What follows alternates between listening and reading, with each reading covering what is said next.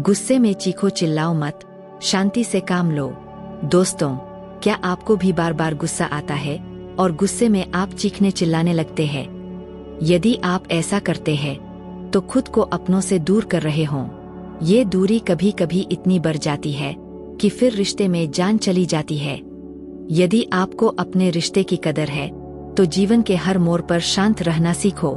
आज हम आपको एक ऐसी कहानी सुनाएंगे जिसके जरिए आप अपनी चीखने चिल्लाने की आदत को बंद कर पाएंगे। तो चलिए कहानी शुरू करते हैं। एक समय की बात है, एक महान संत अपने शिष्यों को प्रवचन दे रहे थे। तुरंत कहीं से बहुत ज्यादा चीखने चिल्लाने की आवाज आई और इस आवाज ने सबका ध्यान अपनी ओर कर लिया। वे एक ही परिवार के लोग थे। किसी समस्या के चलते वे लड़ते रहे और लड़ते लड़ते वह एक दूसरे पर चिल्लाने लगे। यह सब देखकर गुरुजी ने सोचा क्यों ना इस विषय पर अपने शिष्यों से चर्चा की जाए। थोड़ी देर बाद वह परिवार वहां से चला गया और गुरुजी ने सभी शिष्यों से कहा, तुम में से मुझे कोई बता सकता है कि इस परिवार का चीखने चिल्लाने का क्या कारण है? एक छात्र बोला, गुरुजी, जब मनुष्य के विचार एक दूसरे से नहीं मिलते तब परिवार के बीच भिन्नता हो जाती है।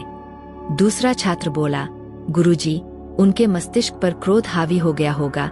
क्रोध में अक्सर इंसान चीखने चिल्लाने लगता है। गुरुजी बोले, इंसान एक दूसरे के पास भी चिल्लाता है क्योंकि दो लोगों के दिलों की दूरी बढ़ जाती है। ये दूरी एक दिन इतनी बढ़ जाती है कि उन्हें चिल्लाने की जरूरत पड़ती है। मुख्य रूप से इनके चिल्लाने का कारण यह है कि इन लोगों के बीच दूरियां बहुत बढ़ गई है। आगे गुरुजी बोले, तुम लोगों ने देखा है, जिन लोगों के दिल में प्रेम होता है वह सदैव धीरे धीरे और शांति से बात करते हैं। यह इस बात का संकेत है कि उनका दिल बहुत भरा हुआ है, और जब दिल भरा हुआ होता है तो इंसान को कभी गुस्सा नहीं आ सकता। प्रेम जब बहुत ही रस हो जाता है तब तो शब्दों की भी जरूरत नहीं होती। मनुष्य का एक इशारा या उसका मौन ही हमें बता देता है कि उसके हृदय में कितना प्रेम है। इसलिए गुस्से में चीखो चिल्लाओ मत, शांति से काम लो। सभी शिष्य संत की बात से सहमत थे। उन्होंने प्रणाम किया। कहा भी गया है, अगर ईमानदारी से कोशिश की जाए तो हम अपने अशांत मन को शांत कर सकते हैं और क्रोध को नियंत्रित कर सकते हैं। अगली बार जब आप सभी को गुस्सा आए तो इस बात पर जरूर गौर करें। चिल्लाओ मत, चिल्लाने से आप अपने करीबी लोगों से दूरियों को बढ़ा देते हो। जब भी आपको गुस्सा आए तो कोशिश करो उस वक्त आप किसी से कुछ न बोलो, क्योंकि गुस्से में कही गई हर बात तीर की तरह होती है और यह तीर एक बार कमान से निकल जाने के बाद उसे वापस लेना बहुत मुश्किल हो जाता है। जरूरी नहीं है कि आप ही हमेशा सही हों। कभी कभी दो लोगों के अलग अलग विचारों के कारण निष्कर्षों या परिणामों में अंतर हो जाता है। हमें ठंडे दिमाग से यह सोचना चाहिए, हमारे लिए कोई बात सही है तो दूसरे के लिए कोई और बात सही हो सकती है, इसलिए हमें उनकी बातों को गौर करना चाहिए। यदि एक बार किसी पर चिल्लाया तो यह आपकी आदत बन जाएगी। आप बार बार उस पर गुस्सा करेंगे और आपके बीच बातचीत ठीक प्रकार से नहीं हो पाएगी। इसलिए शब्दों का प्रयोग ठीक प्रकार से करो, अन्यथा सामने वाला यह सोचेगा कि आप उसकी इज्जत नहीं करते। दोस्तों, यह कहानी हमें यह सिखाती है कि अपने परिवार के बीच कभी भी गुस्से को मत आने दो। चिल्लाना कुछ देर का होता है, लेकिन इसका असर हमारे रिश्ते पर बुरे तरीके से पड़ता है।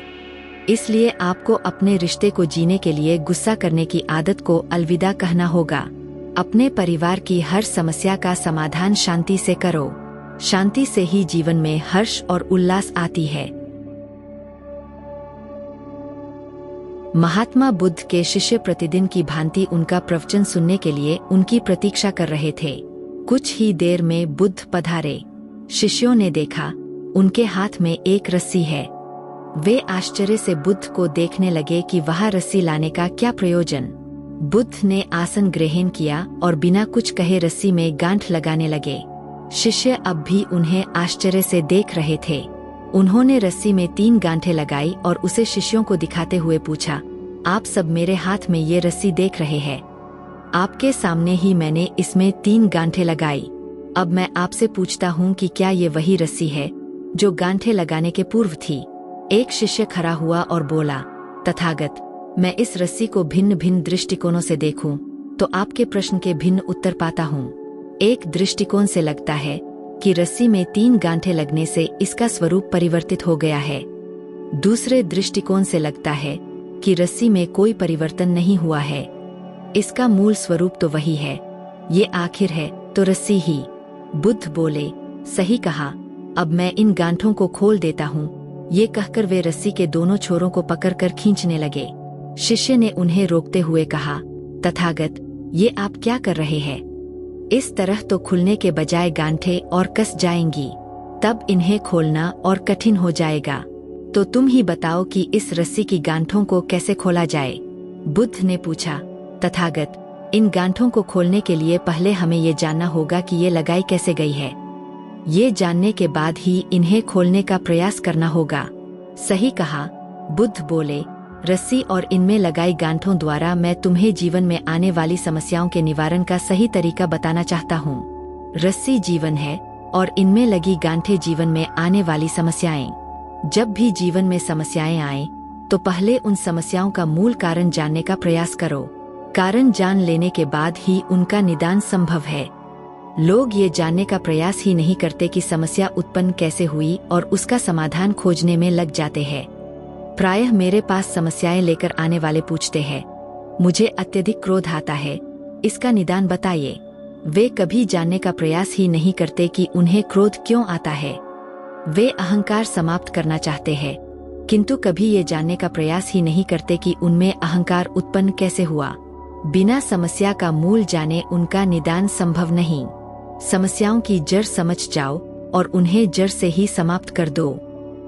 दोस्तों, उम्मीद करते हैं आपको आज की हमारी एक गुरु की शिक्षाप्रद कहानी पसंद आई होगी और कुछ सीखने को जरूर मिला होगा। पसंद आई है तो वीडियो को लाइक, शेयर, कमेंट और मेरे चैनल को सब्सक्राइब कर लें।